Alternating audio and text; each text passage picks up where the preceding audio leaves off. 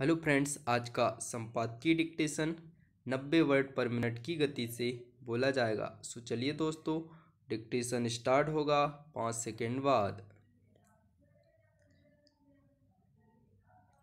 Start.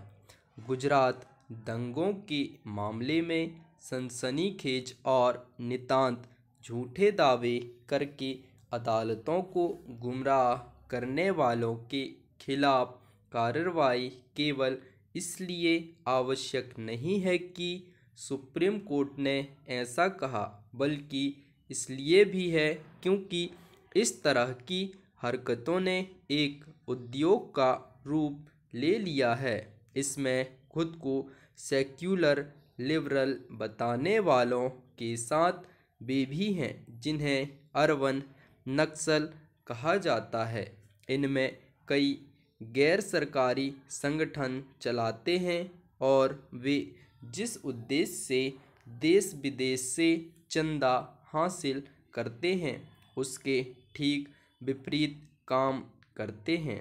ऐसे तत्व कई बार न्यायिक प्रक्रिया का सहारा लेकर व्यक्ति विशेष या संस्था विशेष की छवि नष्ट करने का काम करते हैं। गुजरात दंगों के मामले में ठीक यही किया गया।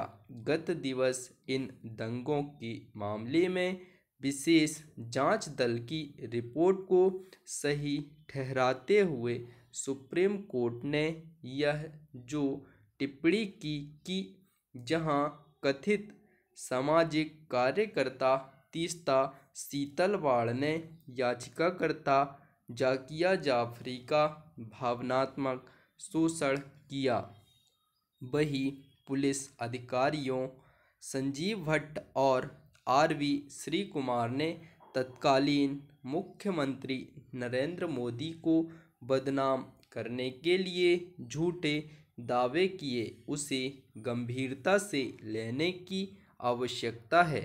यह इसलिए और आवश्यक है क्योंकि लोकतांत्रिक तौर तरीकों का इस्तेमाल करके लोकतंत्र को ही कमज़ोर करने की प्रवृत्ति बढ़ती जा रही है।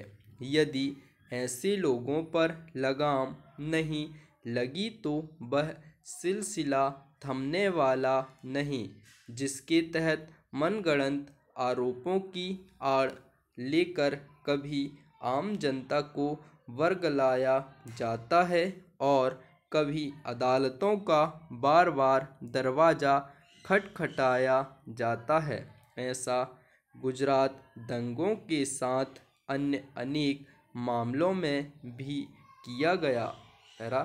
कुछ मामले तो ऐसे हैं जिनमें आतंकियों को निर्दोष सिद्ध करने तक की कोशिश की गई। आखिर कौन भूल सकता है कि किस तरह लश्कर की आतंकी इशरत जहां को निर्दोष युवती बताने और मुंबई बम धमाकों के गुनहगार याकूब मेमन को फांसी की सज़ा से बचाने की कोशिश की गई। इसी तरह का एक शरारती अभियान वह भी था जिसके तहत जस्टिस लोया की स्वाभाविक मौत को हत्या बताने का कुत्सित प्रयास किया गया। यह किसी से छिपा नहीं कि इस तरह के प्रयासों में मीडिया के एक हिस्से की भी भागीदारी रहती है। यदि गुजरात दंगों पर सुप्रीम कोर्ट की निगरानी में काम करने वाले विशेष जांच दल की रिपोर्ट को झूठा साबित करने का अभियान 16 वर्ष तक जारी रहा तो केवल इसलिए कि उसके पीछे पूरी एक टोली थी जो किसी गिरोह की तरह काम कर रही थी। यह समय की मांग है कि दल और झूठ के इस धंधे में शामिल तत्वों को बेनकाब करने के साथ दंड का भी भागीदार बनाया जाए। स्टॉप। दोस्तों, डिक्टेशन अच्छा लगे तो लाइक शेयर और सब्सक्राइब अवश्य करें। धन्यवाद।